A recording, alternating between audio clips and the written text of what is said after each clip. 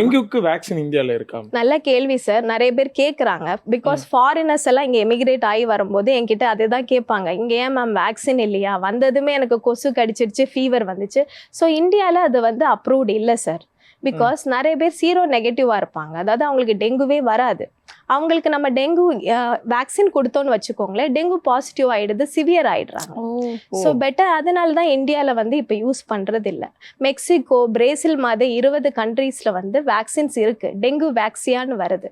So அது நம்ம ஊரில் அது அக்செப்டட் இல்லை, நம்ம கண்ட்ரில இது வரைக்கும் அது ஸ்டார்ட் பண்ணவும் இல்லை because of this complications. Zero negative இருக்கிறவங்களுக்கு டெங்கு கொசு கடிச்சா டெங்கு வர வாய்ப்பு இருக்கு சார். அதனால தான் நம்ம என்ன பண்ணோம்னா எல்லா பேஷண்ட்ஸ்க்கும் ஸ்கிரீன் பண்ணி போடுற மாதிரி தான் இருக்கு.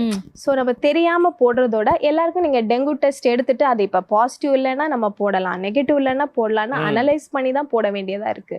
ஸோ அது இந்தியன் பாப்புலேஷனுக்கு தேவையில்லாததுனால ஸோ ப்ரிவென்ட் பண்ணலாம் அப்படின்னு நிறுத்தியிருக்காங்க.